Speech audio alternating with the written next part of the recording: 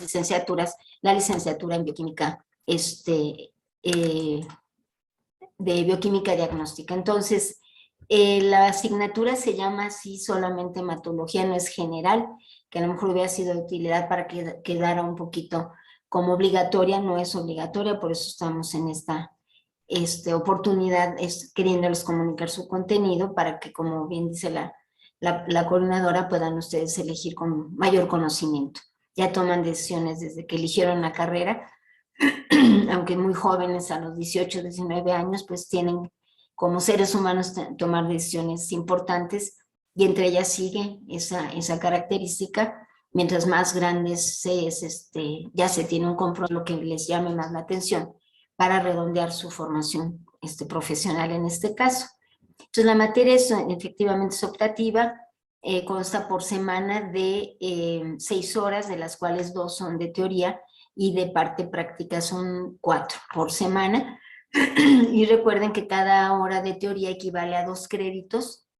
y cada hora de laboratorio o de la parte práctica equivale a los 8 créditos, y van acumulando créditos respecto a las asignaturas optativas. Les comento que tiene una seriación obligatoria, por eso lo destaqué en negrillas, precedente, y déjenme ver si puedo dejar, ya dejamos de ver las parciales, y tiene como obligatoria la obligatoria, que es ABCG, que así le llamamos, obligatoria en 5º semestre, y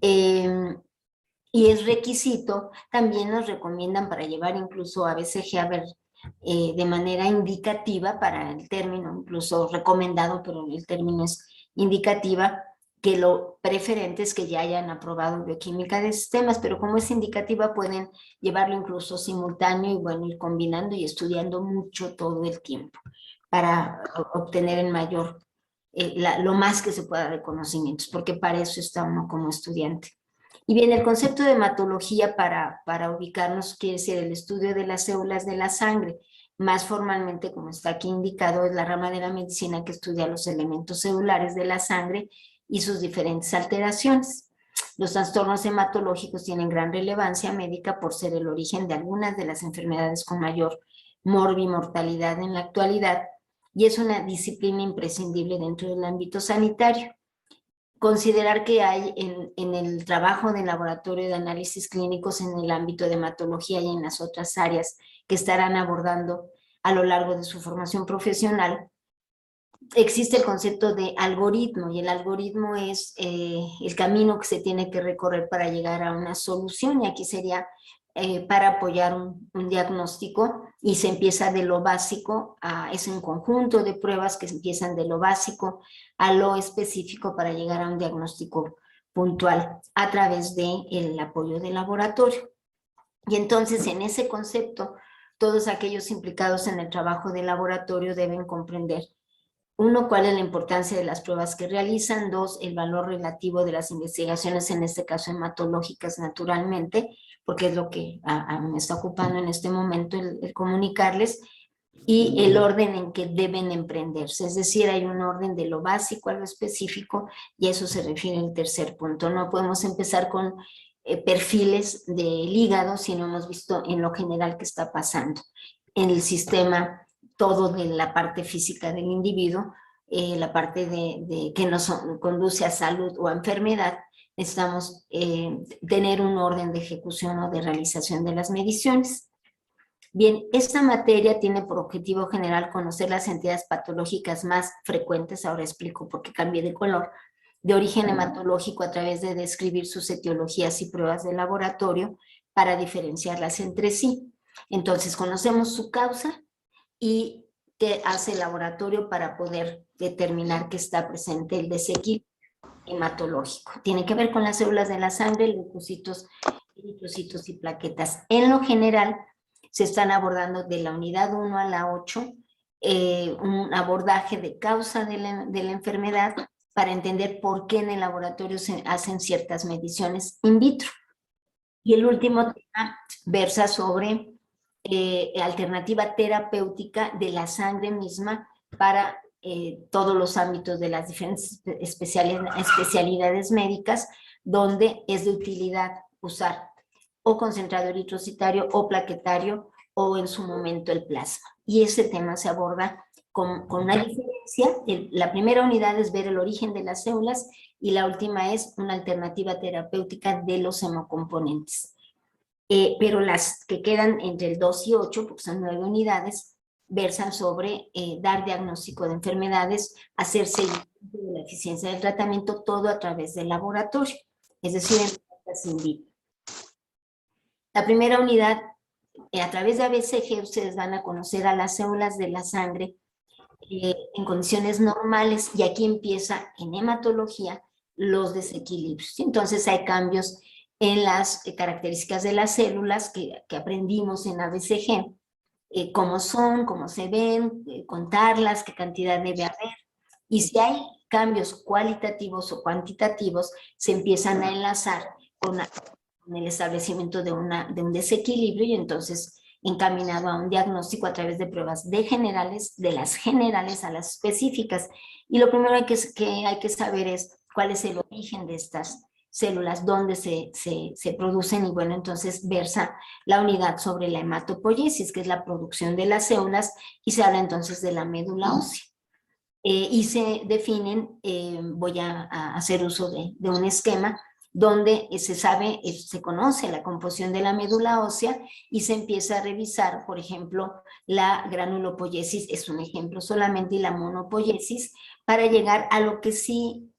se llega cuando se aborda el tema, se llega a lo que sí conocemos, morfología de los leucocitos, por ejemplo, o de los eritrocitos, y también de plaquetas, aunque no abundamos mucho sobre estas últimas en ABCG, pero ya conocen qué es lo que debe haber y en qué cantidad y qué apariencia tienen. Y empieza a haber cambios cualitativos, insisto, y cuantitativos, que hace que entonces se sospeche del desequilibrio y habrá que hacer pruebas más específicas. Pero esto es lo fisiológico en esta primera unidad. En la segunda unidad, vamos a ver, en esta se abordan el concepto de síndrome anémico y su clasificación basada en el laboratorio. Bien, se ha indicado, disculpen que no lo había comentado, pero cuántas horas ocupan, recordando que son 2 de teoría,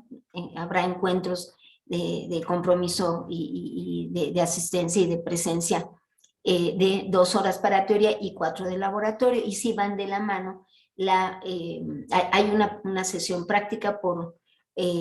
cada unidad, y hay que justificarlo en un manual de prácticas que de una vez lo comento, que es nuestro medio de comunicación. Entonces este manual se revisa periódicamente en intención de, dado que es un manual, recordar que se está anotando, indicando, describiendo lo que se va a poder hacer en el laboratorio. En teoría se plantean muchas más pruebas, pero es lo que se puede lograr en función de tiempo y de recursos. Pero ustedes van a conocer que hay más mediciones, porque en el contenido teórico se da la oportunidad. Recuerden que en lo general se puede tomar en 6º semestre o quizá en el 8º, que elijan otro paquete terminal, es decisión de ustedes, pero tomar la hematología como una de las optativas que consideren que les va a dar soporte en su formación profesional. Se ven aspectos generales y clasificación de las anemias, y está aquí indicado el criterio morfológico. Se define qué es, para que nos vinculemos con la serie roja, glóbulos rojos. Y luego empezaremos de la 3 a la 5, 3, 4 y 5, se abordan el criterio de clasificación de las anemias, no tan apegado al morfológico, pero sí en cuanto a qué es lo que está pasando de desequilibrio, defecto en la síntesis del grupo hemo o de la parte de la componente proteico. Entonces estas anemias se llaman microcíticas hipocrómicas, tienen mucho soporte basado en los índices eritrocitarios que en ABCG, análisis bioquímico clínicos generales, ya se revisaron, y vamos a tener oportunidad ahí desde la unidad 2, vemos alteraciones, revisamos laminillas donde aparecen cambios morfológicos como el que aquí está, dejé la del lado izquierdo, recordando de lo que es la normocromia, etcétera, y aquí notamos pues cambios de la apariencia de los glóbulos rojos, y eso es es un aviso a través del laboratorio de que hay un desequilibrio y muy probablemente vinculado con la síntesis de la hemoglobina y bueno, ya se ve la clasificación que se vincula con esta molécula fundamental y se habla de anemias ferropénicas, anemias talasémicas que son por herencia y la anemia sideroblástica no muy frecuente, pero es por defecto de uno de los componentes de la hemoglobina. Se ve la causa y se ve lo que hace el laboratorio y abordamos parte de ello en el manual, a través del manual de prácticas que reitero es un medio de comunicación para los alumnos y los académicos que participamos en la materia, los docentes. Entre ello vamos a ver metabolismo del hierro para entender por qué se puede medir a la transferrina o que se puede medir a la ferritina, que ya son pruebas más específicas. Y bueno, aquí un esquema dado que son bioquímicos, pues que nos interesa pensar en una proteína y en el fundamento del procedimiento, turbidimetría, por ejemplo, y hay la oportunidad de llevarlo a cabo. Entonces ya se hacen pruebas de metabolismo del hierro para o enfocarse a anemias ferropénicas o no ferropénicas, pero que afectan la síntesis de hemoglobina. En la unidad 4 se aborda la afectación a nivel de la médula ósea y hay dos entidades que son las megaloblásticas por deficiencia bien sencilla de alguna vitamina B12 o B9 que hace que no se dé la mitosis a la velocidad que debiera ser. Y hay la oportunidad de ver una médula ósea donde se aprecian cambios morfológicos de una eritropoiesis megaloblastoide, que ya se puede hablar de ello porque en la unidad 1 se revisó la eritropoiesis fisiológica. O la celularidad de la médula ósea donde esta está baja en contenido y tiene que ver con una hipoplasia. Y se habla de anemias aplásicas cuando es muy, muy bajo el contenido de células o hipoplásicas, dependiendo del grado de hipocelularidad. En el caso, bueno, ese es un algoritmo en el laboratorio donde quise aprovechar la oportunidad de ver, por ejemplo, en el caso de que sea megaloblástica, pues habrá que cuantificar B12 o ácido fólico, es decir, saber que lo que sigue en el algoritmo es evidenciar que es déficit de B12 o de folato, entonces saber que podemos cuantificar vitaminas muy específico, no es al azar, no voy a cuantificar B12 y B9 y B6, porque se le ocurra al médico de escrutinio, de check-up, no, hay un orden de procedimientos desde el hemograma o biometría hemática que nos indica, dado los resultados, con los índices eritrocitarios, que hay que hacer esta cuantificación. Y es importante porque puede haber confusión con síndromes mielodisplásicos, que son estados preleucémicos. Esto no lo vemos aquí, sino que se ve justamente en el paquete de hematología especial. Y hay que medir moléculas como las que están aquí, es decir, ya no nos quedamos en el hemograma, sino que se continúa o incluso se hace necesario estudiar el aspirado de médula ósea. Entonces se aborda esta parte, pero tenemos que aprender primero a notar que hay diferencias en cantidad y en morfología en cuanto al estudio de un extendido sanguíneo y los analitos que están solubles en plasma o suero que orientan hacia una hemólisis intravascular o extravascular y que puede haber cambios en lo primero que es el hemograma y que puede estar asociado a problemas de tiroides o a problema hepático. Entonces, es la importancia del algoritmo. Se van haciendo filtros de resultados que si dan normales, entonces descarto anemia megaloblástica y entonces nos encaminamos hacia esta parte. Si hay baja de leucocitos y plaquetas, también sucede megaloblástica, entonces no le alcanza la biometría hemática a establecer el diagnóstico. Hay que seguir con pruebas específicas, pero tiene que haber un orden para su realización. La unidad 5 sigue hablando de anemias y nos indica cambios morfológicos, importancia del conteo de reticulocitos, que es el precursor de los glóbulos rojos, y esto desde ABCG ya traemos la información, y aquí ya se habla de reticulocitosis o de reticulocitopenia, es decir, es una guía para ver qué tan eficiente es la médula ósea para responder ante una baja oxigenación, una hipoxia celular o tisular. Y las hemolíticas, el nombre no lo dice, es por destrucción temprana de glóbulos rojos por razones muy diversas. Hay dos tipos de hemólisis, puede ser por defecto de adentro de la célula, por ejemplo, la hemoglobina anormal, que es la S, es hereditaria, se aborda en su momento, y hay ocasiones en que es la cantidad significativa de hemoglobina anormal, la S, que incluso se manifiesta por un sencillo frotis sanguíneo. Si no alcanza, porque no es tan alta la concentración, porque es heterocigoto el paciente, habrá que hacer una electroforesis, o sea, se aborda la posibilidad en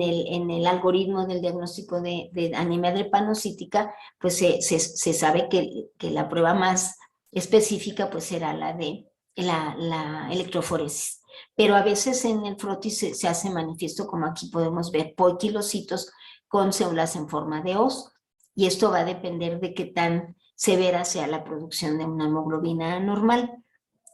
O un defecto de la membrana, membranopatías o anticuerpos que llegan y agreden a los glóbulos rojos, como el anemia hemolítica del recién nacido, que en su momento en esta unidad se aborda. 6 y 7 tiene que ver con neoplasias hematológicas. La 6 se refiere a trastornos mieloproliferativos y están apareciendo aquí los tres más estudiados. Hay una pequeña familia que no es tan pequeña, pero que es poco frecuente, la mielofibrosis, por ejemplo, pero las más estudiadas está la leucemia mieloide crónica, la policitemia vera y la trombocitemia esencial, y son síndromes mieloproliferativos. Ya hay una clona anormal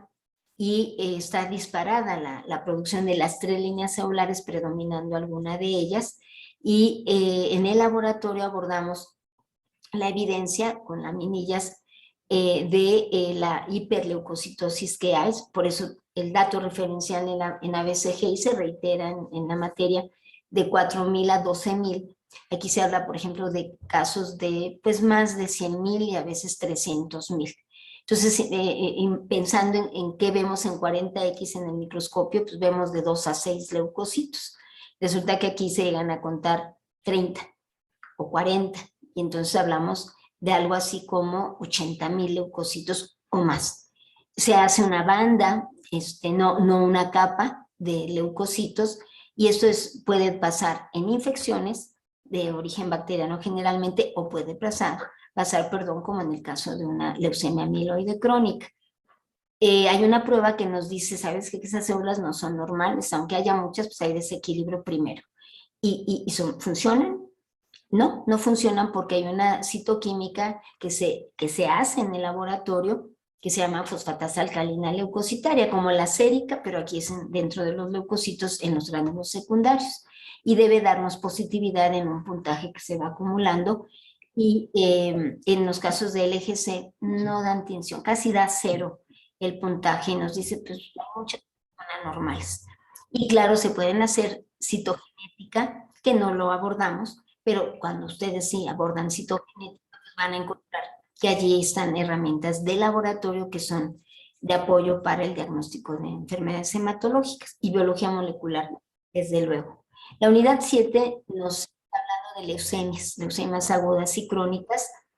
pero que no presentan panmielosis, y se habla de las linfoblásticas y mieloblásticas, e incluso de mieloma múltiple, que son neoplasias todas. Hay una clona anormal, predomina un linaje en particular, y se puede detectar, aquí es obligado estudiar a la médula ósea para notar cambios que se tienen de relación células-grasa, de la relación mieloide-eritroide, que eso se va abordando a través de la primera unidad, por ejemplo, en la cuarta unidad de hipoplasias. Y en una anemia hipoplásica no hay mutación, hay baja producción en la médula ósea por razones diversas, pero aquí ya hay una clona maligna. Y bueno, pues se clasifican. Y aquí me pareció, de todo lo que yo podría comentarles, pues las herramientas que hay a nivel de laboratorio. La morfología todo esto es en médula ósea, que es todo esto. Morfología, la policromática, la de Wright, que la volvemos a revisar. Citoquímicas, que en algunos sitios ya la consideran innecesaria, pero en ciudades pequeñas, dado que no en todos los hospitales puede haber un citómetro de flujo para la inmunofenotipificación para caracterizar las células inmaduras, pues las citoquímicas son de utilidad. se va viendo a toda la célula y después se asoma uno a la parte del citoplasma y después va uno a la membrana, que sería aquí la inmunofenotipificación. Después vemos cromosomas, el cariograma y biología molecular. Biología molecular se está refiriendo a poder llegar al DNA y poder detectar el oncogen correspondiente. Esto, sumado todo, es de gran utilidad, por un lado para el diagnóstico, por otro lado para el tratamiento. Afortunadamente hay tratamientos para estas entidades clínicas y quiere decir que se pueden resolver. La unidad octava aborda, así se asoma, en un rato si pueden permanecer, que ojalá que sí, en el paquete terminal de hematología especial, pues van a abordar en la segunda asignatura un contenido muy importante del proceso hemostático, pero aquí, como es optativa, y a lo mejor no eligen el paquete terminal de hematología especial, se llevan información que además en ABC de sistema se aborda sobre la hemostasia y aquí en particular trastornos de la coagulación sanguínea. Es una unidad donde se mencionan las entidades donde puede haber una hemofilia, por ejemplo, o un déficit de producción de fibrinógeno o una hepatopatía que puede llevar a tendencia hemorrágica porque es en el hígado donde se sintetizan. Y bueno, yo aquí resolví dejarle la imagen del precursor, que es el megacariocito y que libera a las plaquetas que son fundamentales para mantener a la sangre como un fluido en los vasos sanguíneos. Y aquí está referida la vía intrínseca y la vía extrínseca y las pruebas que se pueden hacer, las básicas a nivel de laboratorio, que son dos tiempos, tiempo de tromboplastina parcial activada y tiempo de protrombina, que se tendrían que estar haciendo junto con conteo de plaquetas todo el tiempo para poder establecer si alguien puede ser sometido a un proceso, a un procedimiento quirúrgico o una extracción dental importante, un molar, por ejemplo, o una cirugía sencilla, que sería una apendicectomía, por ejemplo, o ver si hay desequilibrio por deficiencia de alguno de estos factores o por un problema adquirido, una hepatopatía, o por un problema hereditario, las hemofilias. Y bien, hay una práctica vinculado en cada una de las entidades, les decía, y hay un manual que, no, que es, yo insisto, nuestro medio de comunicación. Y por último, pero antes les menciono,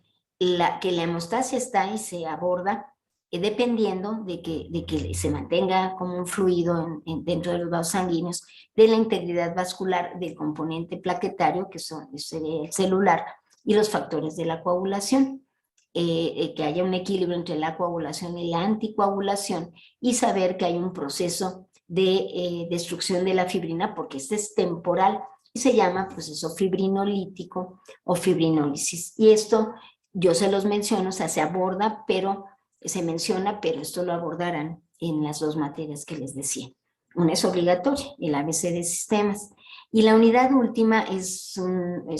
muy interesante porque es la posibilidad que se tiene de hacer uso de el recurso natural, que es la sangre, y poder fraccionarla para poder obtener o plasma o concentrado plaquetario o concentrado eritroide. Este último es del de mayor uso en todas las áreas de servicio de salud. Entonces, el banco de sangre, que es donde se resguardan estos hemocomponentes, es un prestador de servicio en un hospital todo el tiempo, de tal manera que la tarea que tiene el profesional sería estar llevando a cabo la recolección de estas muestras, fraccionar a la muestra donada en sus 3 hemocomponentes, si es a partir de sangre total, y tenerla disponible en las mejores condiciones y hacer las pruebas correspondientes para, dado que hay un receptor, alguien que necesita, por ejemplo, el plaquetario o el eritroide, poder hacer las pruebas correspondientes para establecer que sí hay compatibilidad. Y esto en el laboratorio hacemos la tipificación del grupo sanguíneo, que dice ORH positivo, que nadie puede dejar de verlo, a menos que cierren sus ojitos, yo les digo, y poder hacer uso de esta unidad. Por eso tiene aquí pilotos, pequeños fragmentos para hacer las pruebas in vitro y asegurar que in vivo va a ser exitosa y va a darse el beneficio de la donación del paquete. Tiene sus bemoles, tiene sus riesgos, y esto lo abordamos de cómo hay que conservarlo y cómo hay qué